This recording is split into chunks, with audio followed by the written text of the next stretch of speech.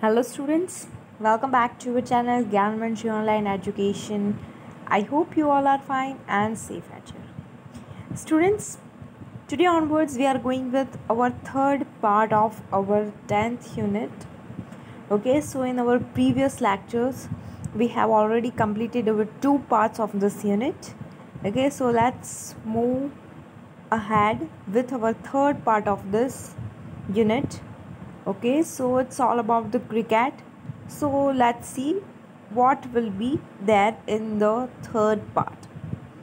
Television coverage changed cricket. It expanded the audience for the game by beaming cricket into small towns and villages. So after coming the TV, the television, the coverage of the cricket is totally changed. तो उसका श्रेय किसे जाता है? Television को जाता है, TV को जाता है. It expanded the audience for the game by beaming cricket into small towns and villages. मतलब कि जो पहले टाउन्स वाले और विलेजेस वाले देख नहीं सकते थे, पर अब दूर दूर जगह पे, सब जगह पे ये जो गेम है वो पहुंच गई है. एज अ ऑडियंस सारे लोग देखने भी लगे हैं. Like that it also broaden cricket social base. मतलब कि बहुत उसका जो एरिया है वो ब्रॉड होता जाता है. मतलब कि लोग उसे ज़्यादा पसंद करते हैं ये गेम को. It also broaden cricket's social base. Children who had never previously had the chance to watch international cricket because they lived outside the big cities could now watch and learn by imitating their heroes. तो ऐसे बच्चे की यहाँ पे बात की है. The children who had never previously had the chance, कि जिसे पहले गए जो कुछ भी गुज़र गया है वो साल में जिसे चांस नहीं मिला था इंटरनेशनल क्रिकेट देखने का, अब उसे चांस है.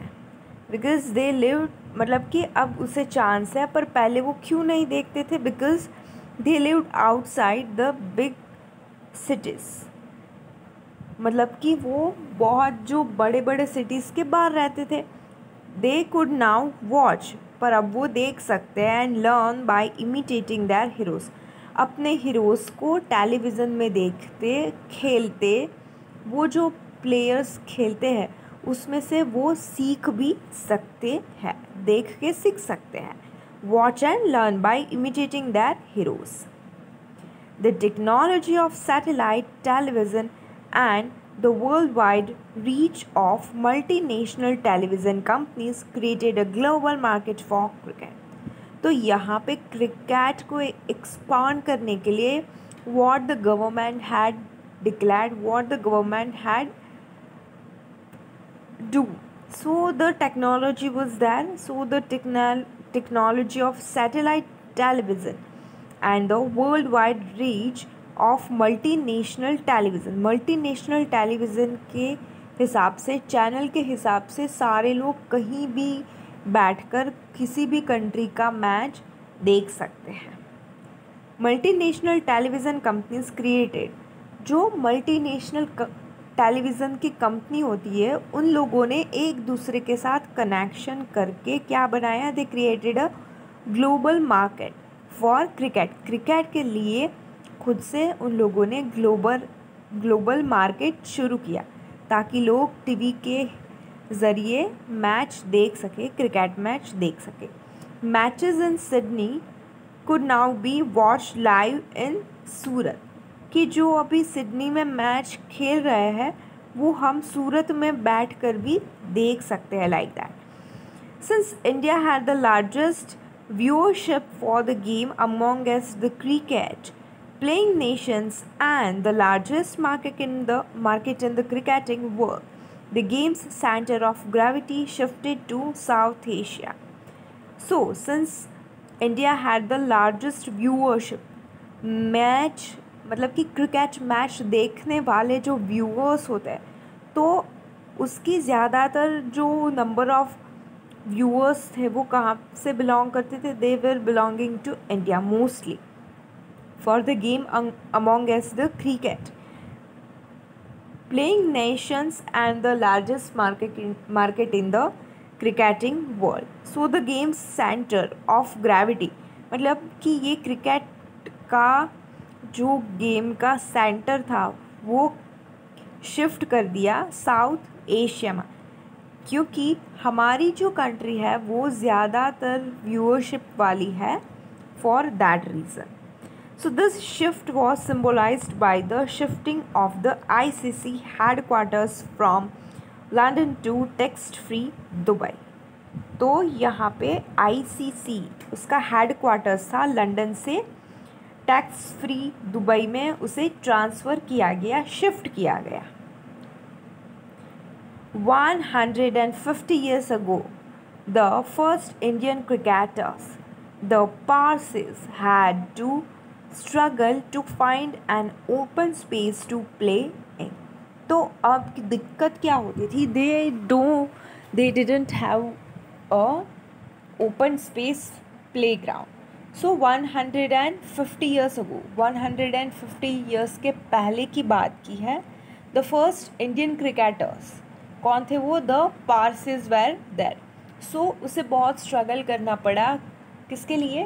क्रिकेट खेलने के लिए उन लोगों को जो ओपन स्पेस वाला प्लेग्राउंड चाहिए था इसके लिए. Today the global market place has made Indian players the best paid, most famous cricketers in the game, man for whom the world is a stage. So this transformation was made up of many smaller changes. The replacement of the gentlemanly amateur by the paid professional, the triumph of the one-day game as it overshadowed Test cricket in terms of popularity, and the remarkable changes in global commerce and technology.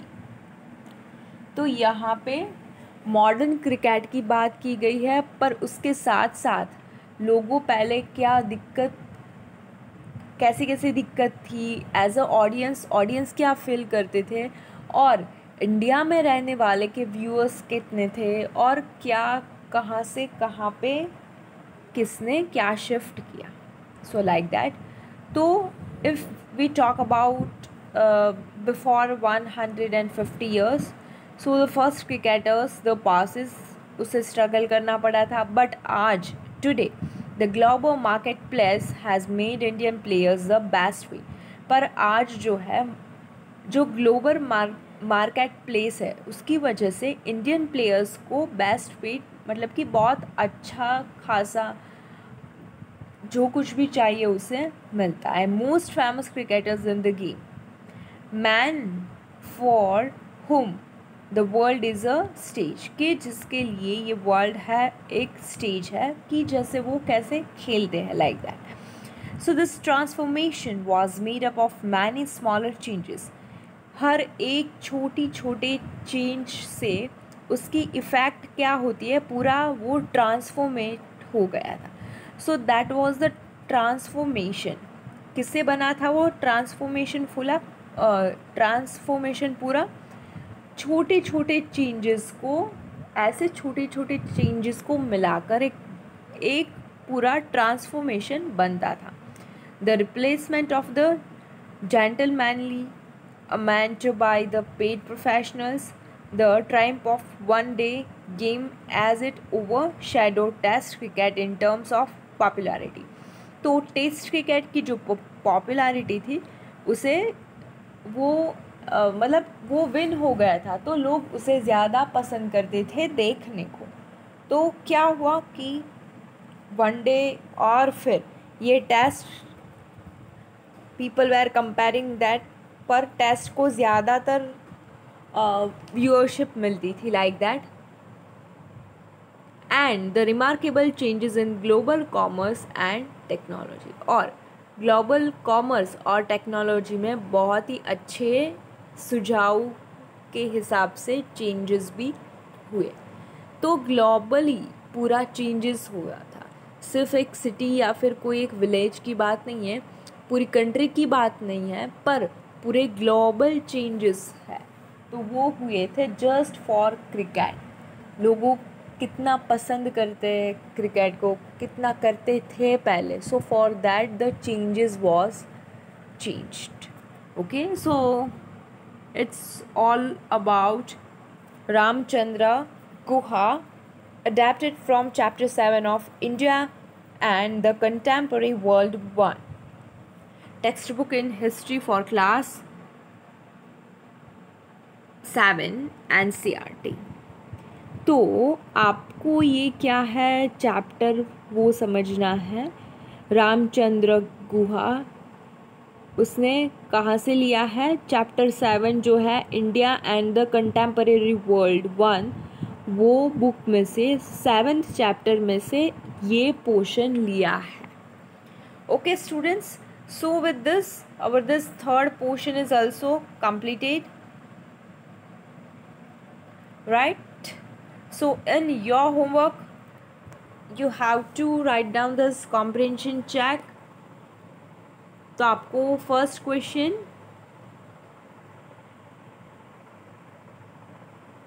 Second and third वो करना है आपकी rough book में। Okay students, so it's all about your homework. Here we are going to end up our today's lecture as well as our this unit is also completed. Okay, so here you can see there is not any fourth chapter we have, right? So with this portion we are going to end up our today's lecture. If you find any difficulties regarding this, you are free to ask me. Thank you my dear all students, and have a nice day.